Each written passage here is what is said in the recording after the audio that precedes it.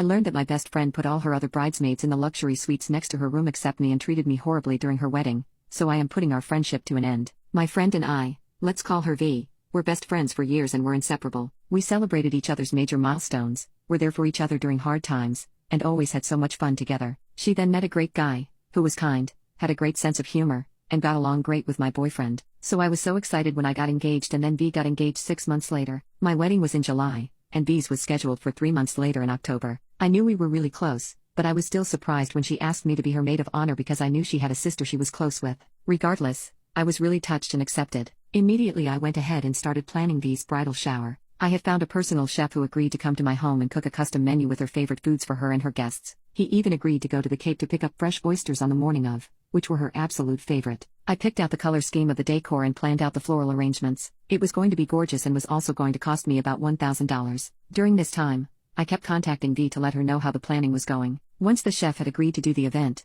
I called her that evening to let her know that I would sign the contract that night and how excited I was that everything was finally coming together. V interrupted me. Actually, I've meant to talk to you. My mother-in-law will be planning my bridal shower, but don't worry, you can still plan my bachelorette. I'm thinking somewhere close by, like Nashville. Nashville is a several-hour plane flight away from where we live. I was stunned. She hung up, and I sat there wondering what just happened. Had I just spent months planning an event that she knew I wouldn't be hosting, even knowing it took time away from me planning my own wedding? I texted her later that night, saying I was really overwhelmed planning her wedding events and my wedding and that I needed to step down as her maid of honor. She was taken aback but said she understood and that it was okay. So, her bridesmaids helped me plan her bachelorette. The virus happens, and our original plans get cancelled. V moves down south for military service, so we make plans again, but this time in Savannah, which is a popular destination for bachelorettes and near her base. 2 weeks before the trip, I received a panicked phone call from bridesmaid Sarah. She wanted to know if we should change the plans as V found out where we were going and told her she is all Savannah ed out. I reassured her we'll have a great time and that I'm sure V will love it once we get there. We had already booked a penthouse suite that overlooked the water, spa packages, foodie tours, the works. We really went all out. Well, V texted us the following day that she was still concerned about the virus and canceled the trip for all of us. It was too late to rebook something as her wedding was just a few weeks away, and I lost $400 on a non-refundable plane ticket. So fast forward to the wedding weekend. My husband and I make the drive to the wedding venue, and when we get there it is huge like a college campus. There are multiple wedding areas, reception buildings, and many accommodations for overnight guests. At the rehearsal dinner, V is going on about how we're meeting tomorrow at the bridal suite. I noticed when we checked in that the hair salon on campus is called the bridal suite, so the next morning I walk over there with my dress, my makeup, shoes, and breakfast for the girls. I'm told I'm too early and that the appointment is later that day. I call V, confused, and ask her again where we're meeting. She sounded incredibly annoyed on the phone and just kept reiterating she was at the bridal suite. I realized she was talking about her hotel room, so I asked her for the room number. I swear, I asked her 3 times 3 different ways, and she just kept getting more aggravated and saying, the suite is up the hill. Again, this is a huge campus, and I've never been here before,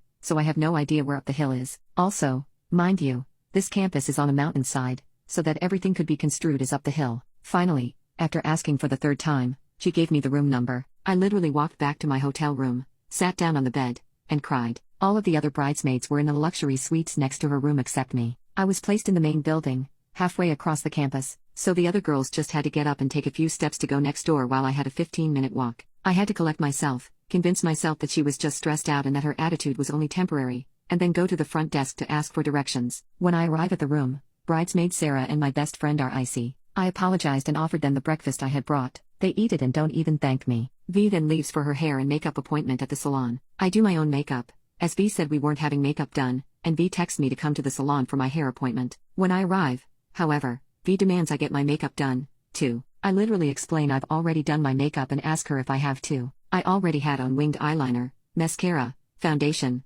blush, and lipstick. I think most people would think that's a considerable amount of makeup. In front of the entire room, she says, it depends. Do you want to feel beautiful? The room went so quiet you could hear a pin drop. No one would look up and make eye contact with me. I felt a lump in my throat. I felt so humiliated. The final straw came at the reception when V told bridesmaid S that we could plan her bachelorette. After the wedding, Sarah relayed that to me, and that was it. I immediately told my husband we were leaving. It was around 10, and the reception wasn't supposed to end until 12, but I didn't care. I was tired, I felt completely abused, and I had had enough. So, after the wedding, I had some time to think all of this over, and I'm still upset. I can't get over how she treated me, but there's still a shred of hope left that this isn't the end, that this was just a speed bump in our friendship and that she'll return to being the V I know and love. 3 weeks go by, and V finally texts me, asking if we can talk that night. I'm thinking, Great, we can finally get all of this out in the open and move past this. Except she doesn't call, and this isn't like her to blow me off. In fact, she's never done that in our whole friendship. Instead, the next day, she apologizes for being too busy having fun with her new friends on the base and sends pictures of her and her new friends. Maybe I am being too sensitive or misperceiving this, but this seemed hella pretty, and I became more enraged. She asks if we can talk again that night and I ignore her. Weeks after that, I found out from Facebook that she had returned home from her military service. She texts me and at that point I blew up at her. I told her not to text me again, and that I would text her when I was ready, knowing full well I would never text her, and then I just ghosted her.